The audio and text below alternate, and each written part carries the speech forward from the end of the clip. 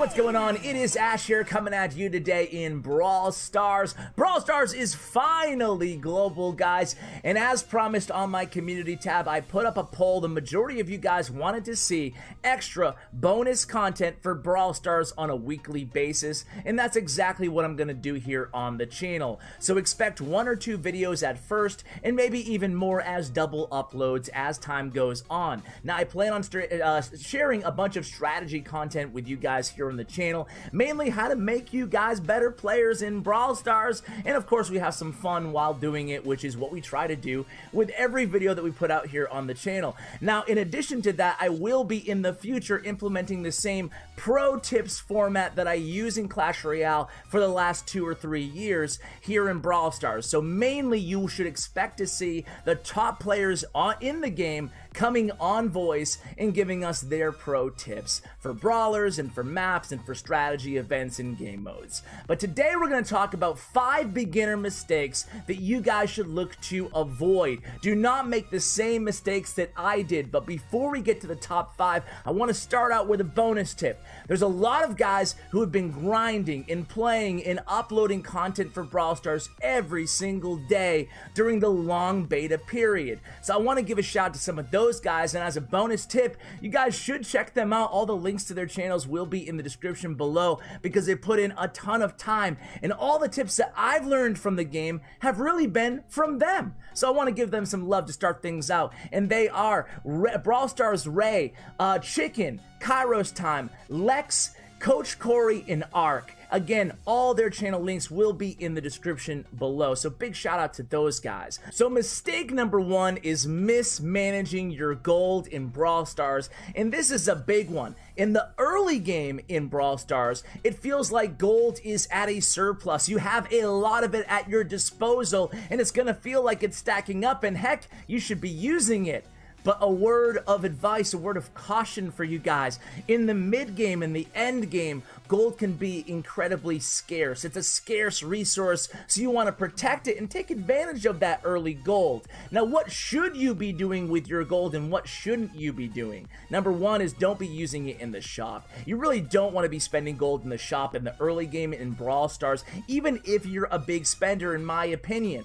Instead, you should be focusing on just leveling up your brawlers.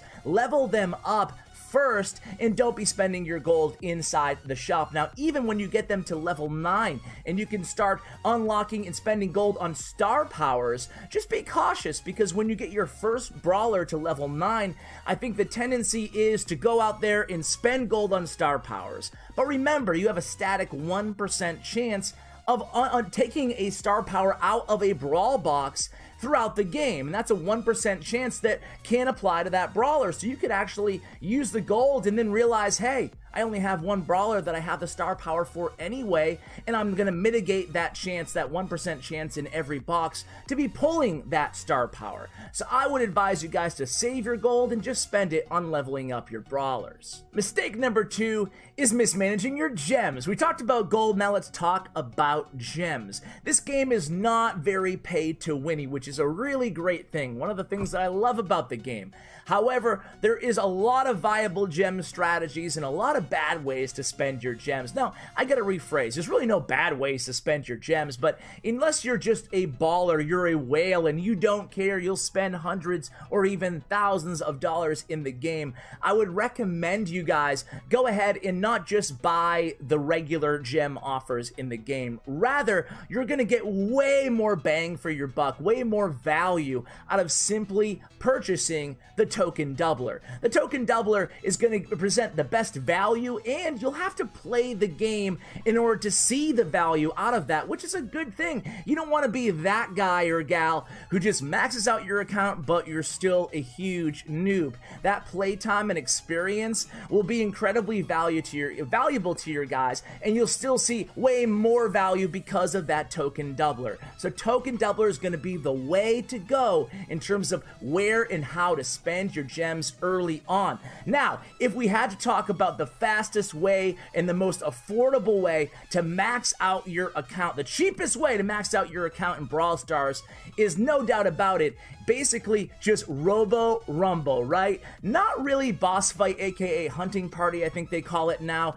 It's a great return on tickets in Robo Rumble, excuse me. So the cheapest way to max your account is to only use your tickets, even buying tickets there, and only playing Robo Rumble on the weekends. Definitely the way to go in terms of the biggest value proposition inside the game for your gems. So buy tickets and use them on Robo Rumble. Now, number 3 could have easily been number 1. Maybe it should have been, because right now 90% of the players, if not more in the game, are brand new. And if you create a new account right now, those of you who have been playing for a while, you'll see a lot of people not understanding the roles of the different brawlers. Not every brawler is created equal in every different game mode or event, and every different role they're taking on within those game modes or events. So not every brawler is going to be running for the gems in Gem Grab and being a carrier, or being a ball carrier in Brawl Ball.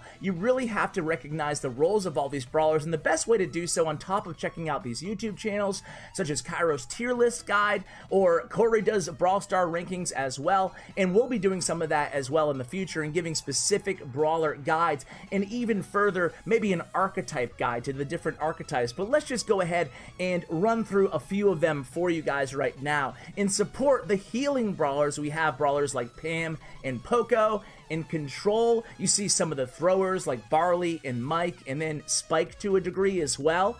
We see hybrid brawlers like Nita, who has that bear, Jesse, who has the turret, and even Penny. We see tanks like Bull and Primo and Frank. And of course DPS like Rico or Brock or Piper. Those are ranged units. So obviously, just as intuition might go ahead and tell you guys, the ranged high DPS brawlers are usually going to be a little bit more squishy. You don't want to have that tanky carrier type role in a lot of these game modes. And of course, we could go more in depth with which brawler supers can break walls, for example, but we'll save all that stuff for another video.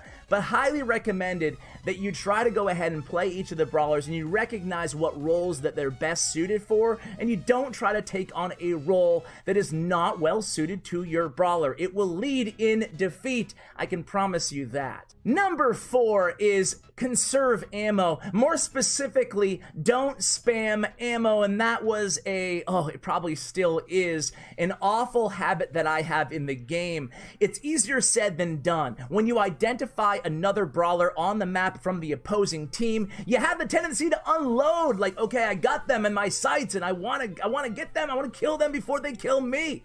However, you have to be very careful, guys. You really need to make sure you pick and choose your shots wisely. Now, auto aim should really only be used for the close range, tanky type brawlers. You don't want to get in the habit of using auto aim for mid-range or long-range brawlers. Even though you might see some moderate success with it early on, once you get to that mid-game and the end game in Brawl Stars, it is not going to be a good habit to develop early on. So do not use your auto aim for mid and long range brawlers. Now, more importantly, there's two combat situations, or there's two types of situations when you would fire in the game: a direct combat and an indirect or non-combat situation. Direct combat is pretty self-explanatory. You're going one-on-one or one-on-two or two-on-two, it doesn't matter. You're engaging in a firefight right there, or a melee fight right there with your opponent. And you just want to choose your best shots, use the map to your advantage, and make sure, again, you understand your brawler's strengths.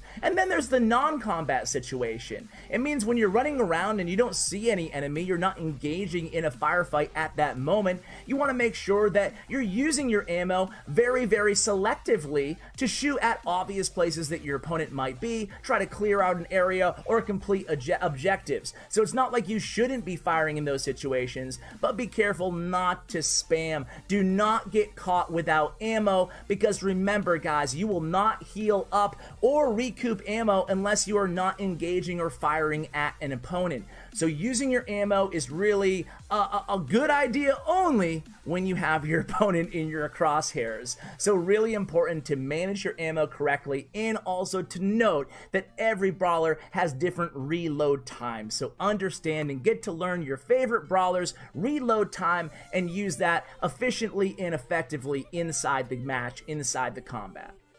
And last but not least, do not play with randoms. Do not queue up with random matchmaking. Go find a good band or a club, they're now called. They keep changing the terminology. I can't keep up. Go find a good club inside the game and then team up. That way you can select, first the brawlers that you're good at, the roles that you naturally enjoy playing and have success with, and then you can kind of coordinate with your bandmates. What are they called now? Club mates instead, right? And you guys can go ahead and find the most efficient combo for your group, and you can also experiment with different roles. Hey, I thought I loved this brawler, maybe I'll try this one instead, and you guys can kind of communicate better and find the perfect combo. Of course, if you want to take that to the next level, you can also hop on a voice call. We have a Discord server at Nova. There's also Discord servers for many of the biggest bands in the game, and of course, there's a Discord server for Brawl Stars in general. So guys, those are all the tips that I have for you guys today. Just kind of throwing it out there. By the way, my favorite game mode is Gem Grab. My favorite brawler, for a long time, it was Spike. But I love Terra. Might not be the strongest, but something about Terra's the super ability really appeals to me. I just think it's so cool. So those are my favorite brawlers. What about you guys? What is your favorite game mode, your favorite event, and your favorite brawler in the game? Let me know in the comments below, guys. And a reminder to go ahead and subscribe if you enjoy this type of Brawl Stars content. And if you want to see more content in the future, feel free to leave your ideas in the comments below. I always read the comments here on the channel if you're new to the channel and you didn't already know that. So a huge shout out to Brent Chong, my YouTube partner. Check out his information in the description below. Guys, thanks so much for watching, and as always, take care, guys.